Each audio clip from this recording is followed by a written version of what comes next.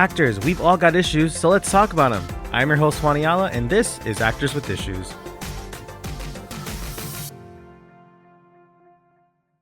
Hello, ladies, gents, and non-binary friends. Welcome to another episode of Actors with Issues, where we talk shop with guests from TV, film, and Broadway. Before we dive into today's episode, I just want to say a quick thank you, as this is our 200th episode of our flagship podcast, Actors with Issues. Thank you to the thousands of listeners and viewers who have supported the show over these past 3.5 years. It really means the world to me, so an immense thank you to you all. And joining us for this 200th episode is an actor who has appeared in nearly 50 episodes of television, worked with film directors like Todd Phillips, Martin Scorcese, and Ray Romano. Please welcome to the stage dear friend, James Ciccone. James, thank you so much for being here. Welcome to the show.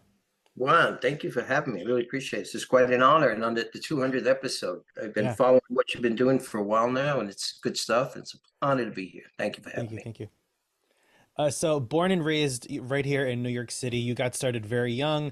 You attended the LaGuardia High School, the Fame School, as it is now known, and eventually studied at HB Studio with Uta Hagen, who is obviously a legend in her own right. So during those early years, were there any actors whose careers you looked at and aspired to be like?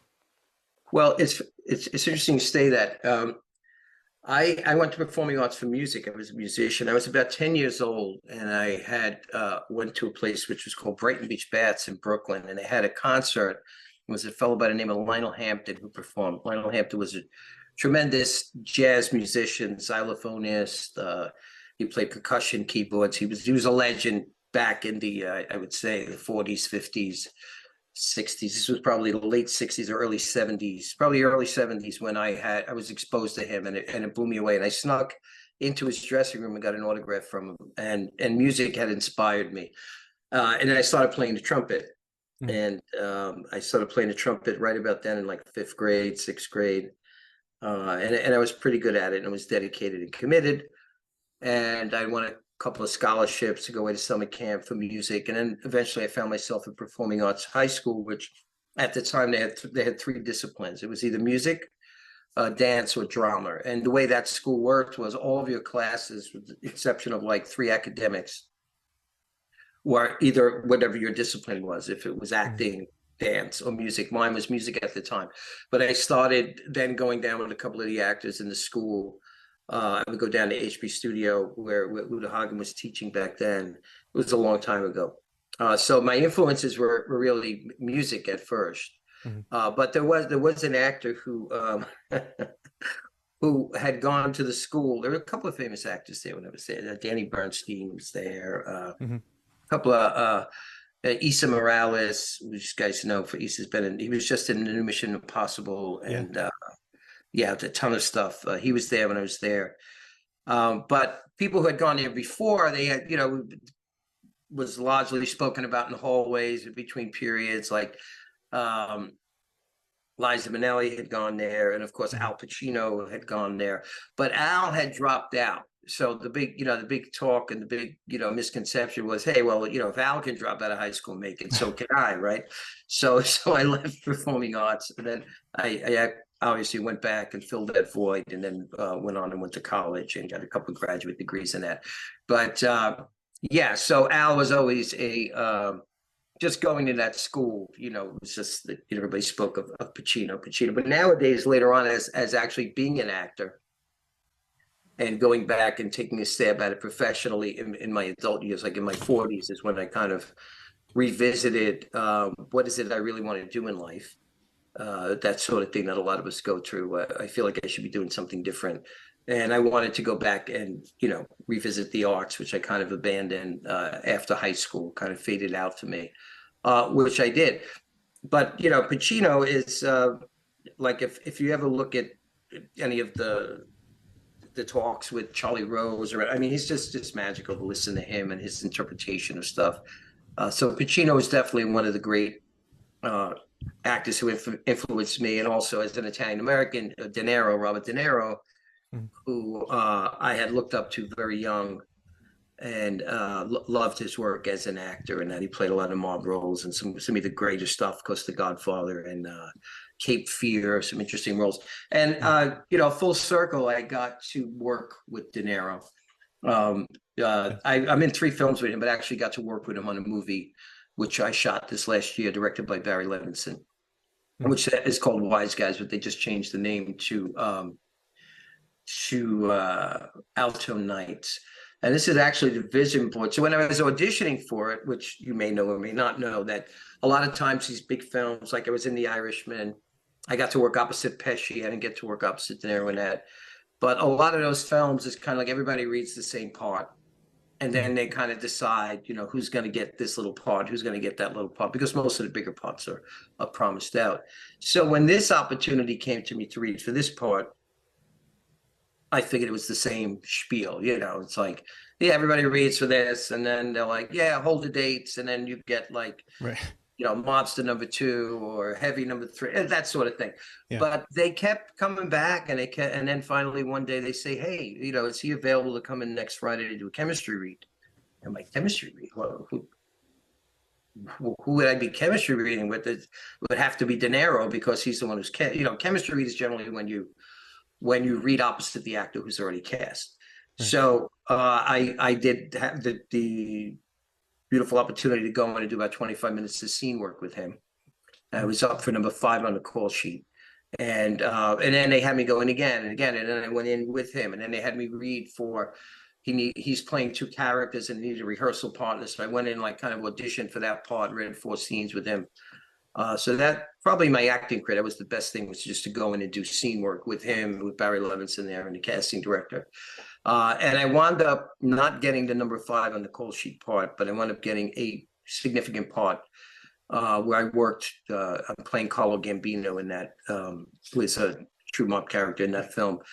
But so I was wondering who got number 5 on the call sheet. And he actually cast a childhood friend of his who wasn't an actor. So you can't. What are you gonna do? You can't be upstaged by that, right? So so that's some of the heroes. I actually still have the vision board here, so I can show it quickly. Of when I was rehearsing for that, there was all of the these are the mob characters I read for that Sam Jackson on the front. That's for a different piece. De Niro and the characters.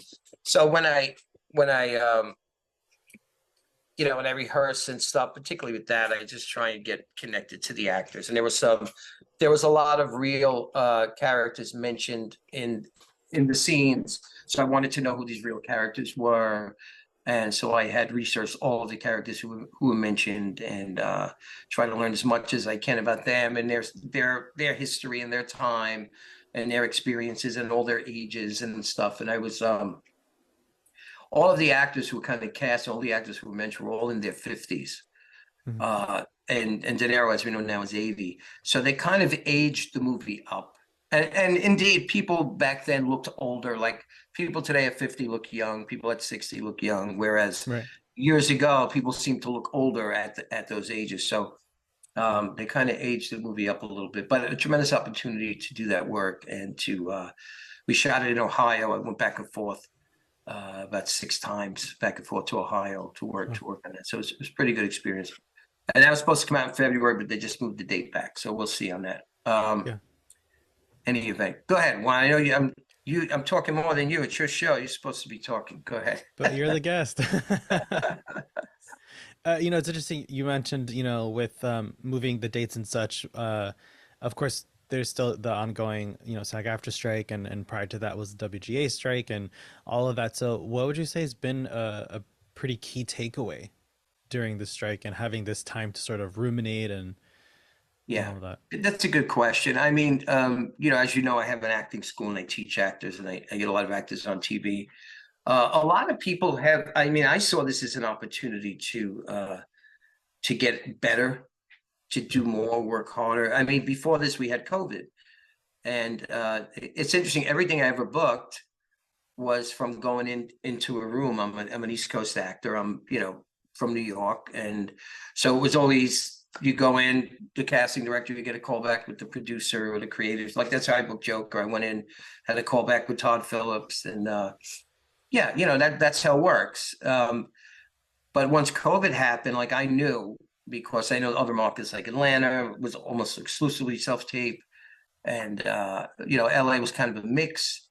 But I knew we were gonna. I just felt made common sense that we were going to go into a self-tape world. So I said, I got to get really good at self-taping. So I like just threw myself into the whole art of everything from storytelling within the frame, camera movement, lighting, equipment, camera height, all these things. I just got obsessed with it.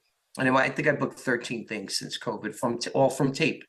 Yeah. The De Niro movie was actually face to face in that regard with the callback, but the initial audition was a tape. Yeah. So now with the strike, it's like, well, how can I take this time and just work harder, get better? I wrote a film. It's a pilot, which we're shooting next week. So I had no time. I had the funding for it, and using most of the actors from the class, a couple of people outside of the class.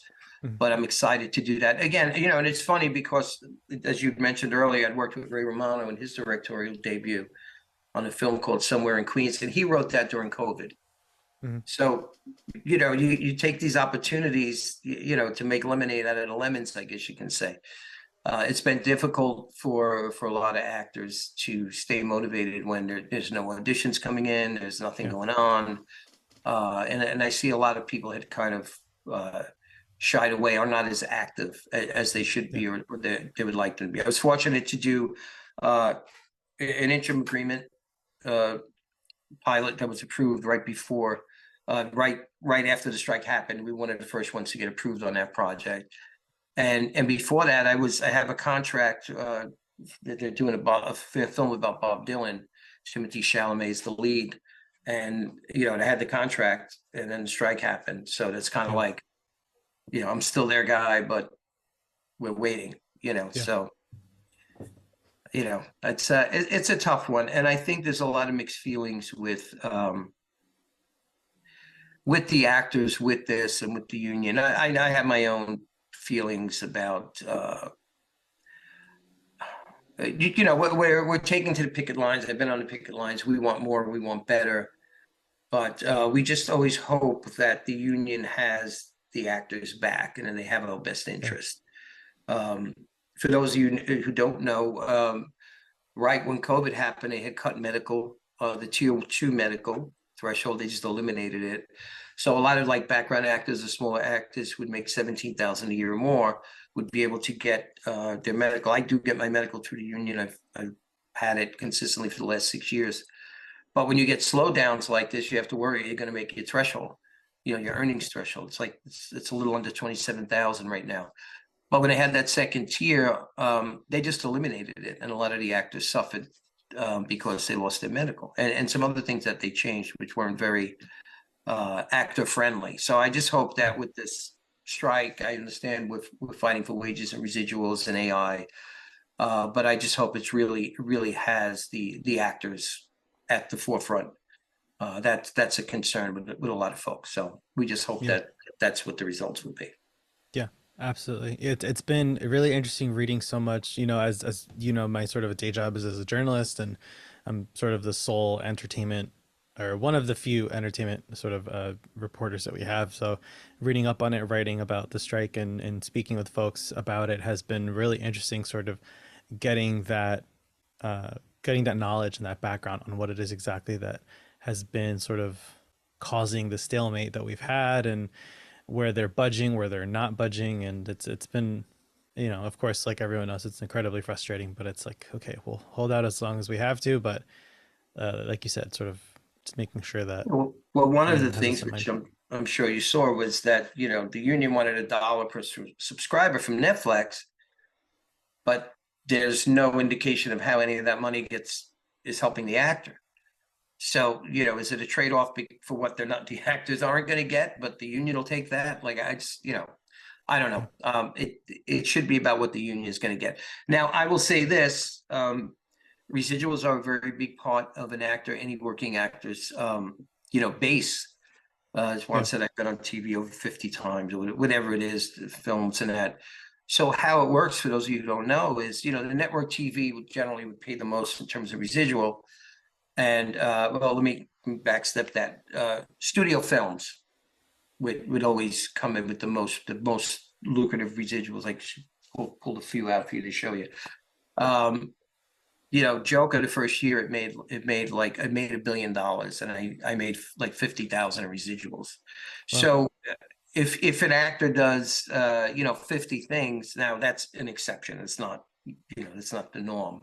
right. But if an actor does 50 things and he is making $1,000 on each project throughout the course of the year, the 365 days, maybe he gets $20 or he gets $50 and he gets a $600 check, then he gets a $2 check. And so if you can make $1,000 on each job you book, if you had booked 50 gigs, you can make 50,000 in residuals, you can afford to continue to be a starving actor. Now, $50,000 a year is not a lot of money in today's society, but it can allow you to continue to be an artist. And one of the problems I look at, so the interesting thing is, the same year I did Joker, I did The Irishman, and Irishman was a film made for Netflix, and it was like a one-time payout residual of $500. Yeah. And so if I add up what I've made on Joker, because it was a studio film, or another film I did, which was called The Kitchen with Melissa McCarthy and Tiffany Haddish, those studio films, it's because of the ancillary markets, right? So they show them overseas, DVD, pay TV, aside from the theater. They're not just going on a streaming service and that's it. It's like, you paid your subscription, so you're entitled to it. It's like every time it's shown, there's a little crumb for the actor, which adds up. So that whatever price structure it is, whatever formula it is, I mean, I only know it from the printout I get from SAG that shows me that, hey, this is a lot of money for this project, and this project doesn't pay anything. Right. So those streaming, which is where all of the real interesting content is, and nothing to take away from, the network animal, so to speak, the network TV, but with the commercials and that, it's sort of the cookie cutter, the Law and Orders, the NCIS, those procedurals. A lot of people have cut the cord, and they're not paying for the cable company anymore. They just have the streaming, and you can get a lot of that stuff at, a little bit, delayed, but you can get access to all that stuff. And there's so much more interesting, mature adult content, or whatever you want to call it, that's on these streaming platforms. I still do have the network stuff. I'm ready to cut it, but I almost exclusively just hit Alexa and say, find this or play this. Yeah. So that's really where the content is, and it's a shame that the actor really doesn't benefit. And the other flip side of that, which I see a lot of people saying, oh, we need to get the celebrities out there. And well, most of those celebrities are producers on that. Just look at the credits, because, why would a guy like Scorcese go on a streaming thing? He's not working for free. It's about money. They made him a great deal. Netflix has big money. Apple TV has big money, so they're getting these big name actors who never did television before. Right. De Niro never did television. He's got his first television series now. What the hell's the name of it again? One of my actresses, Suzanne Shields, casting it. Zero Day, it's called. It's about a fictitious president. So when you get actors like Robert De Niro doing television, there's a reason. Yeah. That's where the money is, and that's where the audience base is, and they're all doing them. Pacino's done them, and so on and so forth. Denzel, Forrest Whitaker, they're all doing it. Viola Davis, they're all doing these streaming things because that's where the big money is. But they're giving them, producer billing, which comes with, I'm sure, a bigger deal. Yeah. So, so as far as getting the celebrity out there on the picket lines, a lot of those celebrities probably benefit more when the actor makes less. Yeah. Unfortunately, that is very much the reality. It's seeing certain, A-listers and different series. Like, I was very surprised when they announced, Meryl Streep would be in Only Murders in the Building. I was like, Right. Really? She's doing this, like, sort of quirky murder mystery, dramedy. It was very surprising, but again, I'm sure it was a great deal that she got, and for good reason. She's an incredible talent, obviously. But right. So, but the thing is, she is an incredible talent, absolutely, and people love to watch her. Her performances are always amazing. but it's kind of like, this is an actor who always stays current. You know, some actors, they had their time and they kind of fizzle out, but she's always managed to be, you know, at the forefront. So Yeah. she can kind of write her own ticket. She can pick what project she wants to work on. Yeah. That's the other thing. It's not like there's no opportunities for her and Right. she's choosing streaming. So yeah, different story there. Yeah. And and besides streaming and sort of that whole model coming to fruition within the last, what, 10 to 15 years probably, what else would you say has been like a pretty major change you've noticed in the entertainment industry? We talked about self-tapes and streaming. I'm curious what else Yeah, comes to I mind. would think the way by which we audition, I would say the internet. So even regardless of the streaming, I just think, like, you know, when I started, like, I didn't start a zillion years ago. You know, I'm probably acting professionally for 15 years. But when I started, there was still like people would, I remember agent, I went to this one agent, and it was like boxes and boxes of headshots. And there was some kid there filing the whole walls of headshots. Like, that's how they did it. You know, they would fax over, or messengers would bring over the breakdowns and things like that. And it was always a hard copy headshot, you know, that you know, went into an audition with and handed off. And then there was a point when they didn't want to take them anymore because they had them on, you know, the Actors Access platform. You know, everything is there, the information's there. So why collect the paper? I would always leave them anyway. I would just leave it there and then perform and walk out. And sometimes, because I just want them to see it. I have a good resume, you know. So Yeah.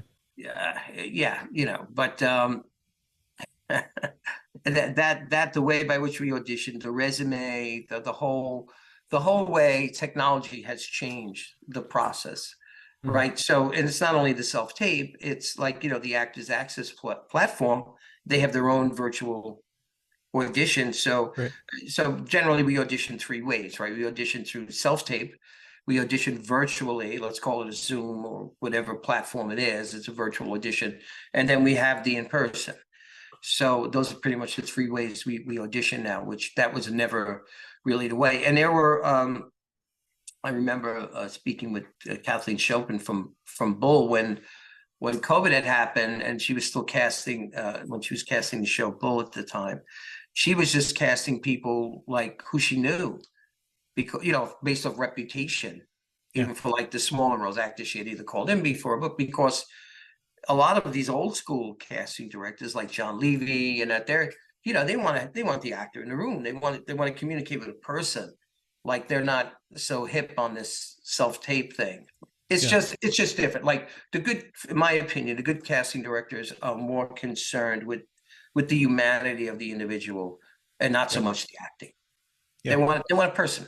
They want to know Yeah. who the person is. You know, when I speak with John Levy, I'm actually a little friendly with him. Won 4 Emmys as a casting director. And I first met him, he was more interested to know about me. Where am I from? Right. What you know, that's what good casting directors want to know. So as a note for, or a takeaway for all actors, yeah, you know, be yourself, show who you are. Mhm. Don't think like, oh, what do I think they want on this page? Right. Because they might not know what they want. Don't try to do what you think they want. If you're right for a part, you're right for a part. So show you're your best asset. You're always your best asset. Show who you are, the best version of yourself. That's my philosophy. That's Yeah. worked pretty well for me. Yeah, I feel like that veil has sort of been lifted a bit in the last couple of years, especially, during the strikes. Of course, they've been interviewing lots of casting directors and actors and whatnot about the whole casting process and self tapes and everything. And people continuously say that they miss going in the room, and but of course that's when you're invited in the room. But actors who are sort of like me, who were only doing tapes or for co-stars, how much humanity can you show when your line is, "Here's your check," Well, and exactly. And the way you book those is, it's actually, so here's kind of, I call them occupations, right? I mean, there are times when, but so pretty much you're supposed to be invisible. What does that mean? Okay, so here's a, surrounded by script, right? Let's say 60-page script. Let's say episode of episodic TV, 45-page script, right? 45 minutes of airtime. it's about the series regular and maybe the top of show guest star who's moving the story forward. And here you come in and, it's like, was that sparkling of flat water? You're supposed to be invisible to that story. You're supposed to, you're just kind of almost like a prop with a couple of lines, unfortunately.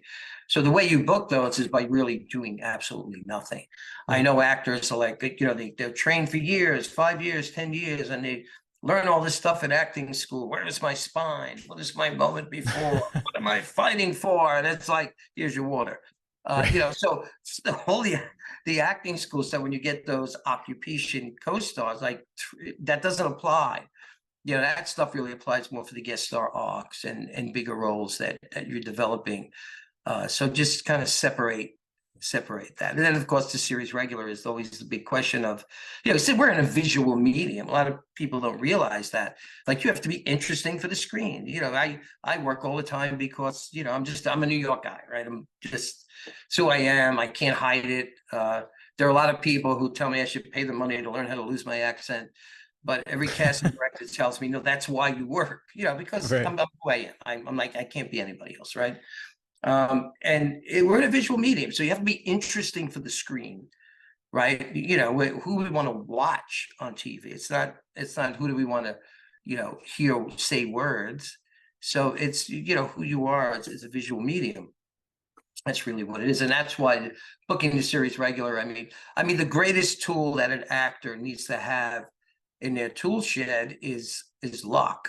I mean, there's no ifs, ands, or buts. Luck is what you want. If you have one thing as an actor, it's luck, because it could just go to the guy to the right, to the left, or to the friend, like what happened to me in this movie, right? That's just what it is. I mean, some people get lucky. And Rob DeCina, who's a dear friend of mine, an acting mentor, he's vice president of casting for CBS. In his book, The Art of Auditioning, that's behind me. All right. Anyway, he says there's 3 types of actors. He says we could say there's 3 types of actors. There's some who are extremely talented, brilliant. They don't have to do much, like they just have this gift. There are others who have to work really, really hard to be good, and there are some who just have like 2 left feet, and they can't catch a ball. Like they're just not talented at all. He says, but it's not likely that only those from category A will have careers at this. It's more likely that some from A, some from B, and some from C will have careers. So that's the luck factor, so that's how it goes. But you have to keep being prepared and keep being present. You're not gonna get on a TV show unless you put your name in the hat. Right. I remember I had booked 5 co-stars without any representation because I kept getting in front of the people who could call you in for an audition. I mean, that's what I did. That's what worked for me. And then I had a little resume, and I was never cut out of a scene, even though they were small. They were 3 lines, or 4 lines, or 2 lines, or 2 days. And I was able to get representation from there, and worked harder. And look, I started with those superintendent, cop number 2 type thing, and a lot of people get stuck there. They can't get out of co-star jail. But little by little, I kept pushing, and relationships are really important. I mean, this is a business based on relationship. Look, I don't have an uncle, I don't have any relatives in this business. I had to make relationships along the way. I kept getting in front of people, and the Boston Strangler I did last year with Keira Knightley, the director, I had worked with him on a Sundance film 5-6 years ago. Phil wound up going up for grand jury. So and then you keep in touch with people, and sometimes, and he wrote that part for me. So it's a relationship based business, but harness your relationships, value them, and treat them with the importance they deserve. They're professional relationships. Nurture them and maintain them. They're important. Yeah. Well, James, I do know you have to run, so I just want to say thank you so much for the wealth of knowledge you're always willing to share. And for anyone interested in learning more about Actors Axiom, show up to book the role, where can they find more information? Yeah, thank you. Yeah, so anybody can just either find me on Facebook or go to showuptobooktheRole.com, and you can just ask about our classes. I teach Zoom Monday, Wednesday, and Saturday, and in person Thursday in New York City. And we have other agents, managers, and casting directors who come in and support the community.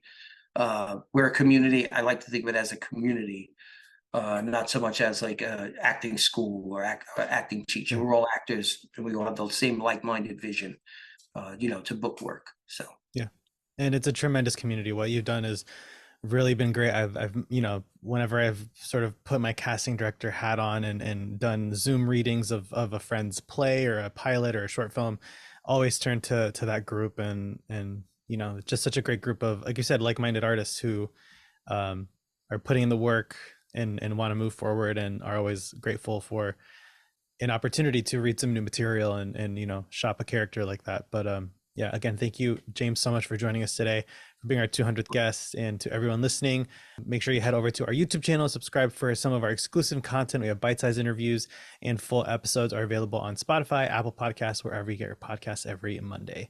Thanks for listening. I'm Juan Ayala. This is Actors with Issues. Thanks for joining us. Be sure to subscribe to Actors with Issues on Spotify, Apple Podcasts, or wherever you get your podcasts, and visit our YouTube channel for full video interviews. Actors with Issues is executive produced and hosted by Juan Ayala. See you next time.